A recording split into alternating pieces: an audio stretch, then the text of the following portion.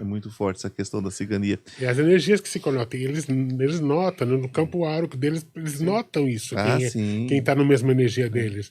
Eu estava uma vez atravessando um terreno, no meio desse terreno tinha um acampamento cigano. Eu estava atravessando esse terreno lá em Madrid.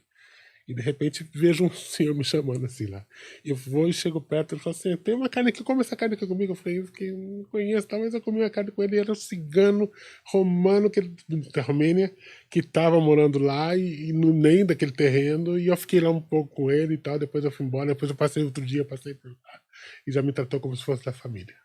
Eu estive na Romênia na época ainda da Cortina de Ferro. E a Romênia ainda conservava os costumes de 100 anos atrás, 200 anos atrás. E eram terríveis. Por exemplo, se você estivesse atravessando um campo e de repente caísse um passarinho morto no campo, você morreria, porque você trouxe má sorte. Então, era uma coisa assim, bem tradicional. Eles têm uma coisa muito forte com isso, né? E tem muitas coisas que estão dentro do campo energético que estão lá naquele país, né? Por exemplo, o Transilvânia. Transilvânia, o grande castelo do Drácula é na Romênia. Ninguém, às vezes, tem muitas pessoas que não sabem disso, né? Mas o castelo está lá ainda. Você pode visitar onde foi o castelo do Conde Drácula, do real, o verdadeiro Conde Drácula. Ou seja, que aconteceu todo aquele navio que vem da Inglaterra e de repente chega lá, sabe, sabe toda a história e tudo isso se concentra ali até hoje. Inclusive, a história de Conde Drácula é muito mal contada, né? É, Porque, na verdade, é uma história de amor e de condenação, porque se você condena o que eu amo, você me condena. Então, se exatamente. você me condena, não tenho nada a perder mais, né? Drácula, na verdade, foi um homem que foi desiludido pela fé, né? E quando você... É o que eu sempre coloco para as pessoas, sabe? Cuidado com o que você faz da sua fé. E cuidado com aquilo que você faz com a fé do outro. Porque quando você perde a sua fé, o buraco que fica é muito maior que você nunca tivesse tido ela. Exato. Porque a pessoa que nunca teve fé em nada, simplesmente tem fé no ser humano, ok, ela toca a vida dela. Mas quando essa pessoa coloca a fé em alguma coisa, coloca a fé numa doutrina, numa religião, e ela é decepcionada por isso, a coisa vai para outros lados. E eu só acho que a gente reconhecer a importância da fé e de mantê-la, né? De mantê-la, Eu, certo. nesse caso, para minha vida, tudo que me levou a chegar até aqui, inclusive os momentos baixos da minha vida, a minha fé eu nunca perdi, nunca perco. Ou Exatamente. seja, o que me fez ficar na Espanha mais de 20 anos, o que me fez descobrir muita Espanha, e o que me faz agora, depois dessa volta da Espanha, chegar ao Brasil e descobrir que muita da nossa ancestralidade aqui dentro do Brasil tem a ver com a Espanha, por exemplo. Na Umbanda brasileira, né? Todo mundo conhece o personagem de Maria Padilha, que é um dos personagens mais... Sim. E de repente eu fui descobrir que na ancestralidade a Maria Padilha, ela foi uma rainha da Espanha. Foi uma rainha na Espanha. E agora ela é um Exu nosso. Na verdade, o que acontece é o seguinte: a história de Exu e Bonga Gira, né, gente? Porque É. Pomba Gira é uma.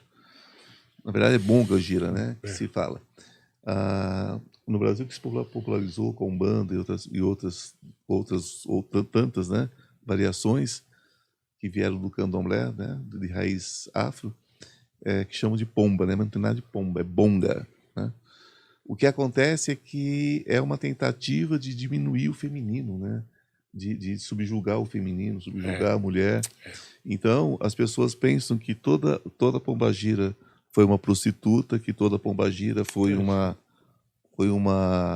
mulher que poderia ser também, muitas foram sim, mas muitas foram rainhas, princesas, donas de casa, E sem grandes... diminuir a questão feminina, né? Porque, por exemplo, Não, quando sem fala que uma diminuir. mulher foi prostituta e por isso ela vale menos, primeiro que é o Não, contrário. de forma alguma. É Né? uma profissão como outra qualquer. Porque, por exemplo, na Grécia Antiga, nas culturas milenares antigas, a fertilidade era vista como algo prolífero, como algo positivo, né? E de repente, quando chega na cultura latina e tal, e quando que se impõem certas normas de sobrevivência segundo certas crenças religiosas, se endemoniza a fertilidade. Sim.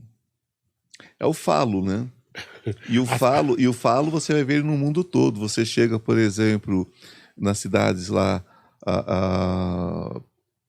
no interior da Itália, no Vesúvio ali, tem Herculano, tem Pompeia.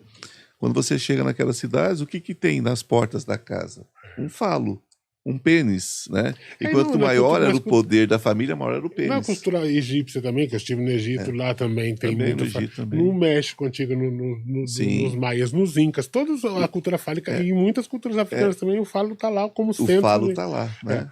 Porém, E a terra como mãe terra. Eu quero né? dizer com isso que eu não estou romantizando a prostituição, pelo contrário, e não estou falando nada que ser nada nem contra nem a favor, pelo contrário. Não, eu acho que é o seguinte, eu sempre coloco assim, que eu sou a favor de tudo que se diz respeito à liberdade. Exatamente. E a pessoa tem a liberdade de ser o que ela Exatamente. é. Cada um sabe a dor e a delícia de ser o que é. Eu me vi na obrigação de dizer isso, porque hoje em dia, dependendo do que você fala, né, pode ser entendido de uma forma ou de outra. O feminino tem direito, inclusive, a isso, desde que seja uma opção dela, desde que seja uma coisa, uma escolha dela, né? A gente é contra tudo aquilo que é forçado, tudo aquilo que é imposto. Agora, nós sabemos que muitas mulheres vivem isso com muita naturalidade, porque a sexualidade é natural. A prostituição é talvez a profissão mais antiga do mundo, desde que mundo é mundo existe. Então, não é questão de bater palma ou acusar. Quem somos nós para julgar, né? Aqui não cabe isso. A questão aqui que foi linkada foi exatamente a questão de linkarem a prostituição às mongagiras. E não é isso. É só uma negação do feminino, por isso que atacam tanto, né? A mongagira. Então, dentro dos terreiros, muitas vezes, de uma forma meio mal direcionado mesmo, né?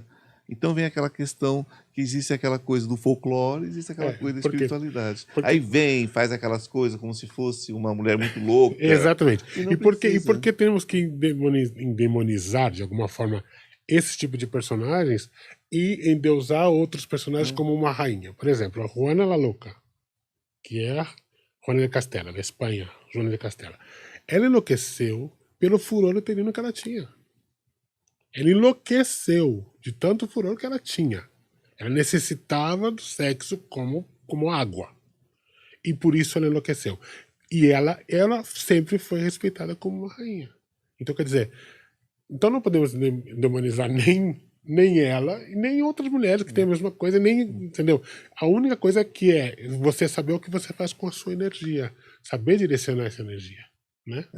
A história conta que Carlota Joaquina, por exemplo, espancava os súditos que não se baixava a cabeça para ela quando ela era princesa do Brasil ainda. E ela saía com chicote, chicoteava as pessoas na rua, né? E foi uma das mulheres que todo mundo estuda isso, foi uma mulher devassa, né? Mas foi respeitada como rainha. Então, a gente precisa traçar paralelos, né? Exatamente. Mas isso tudo, né, a gente fez aqui um bate-papo que é tudo de improviso, porque a gente veio aqui para conversar com vocês, né? E é gostoso, né? A intenção não é dar aula, a intenção não é nada, a questão é trazer experiência de vida, as nossas vivências, né? As nossas viagens pelo mundo, as nossas experiências dentro desse campo. E você, de repente, mergulha nesse universo, né?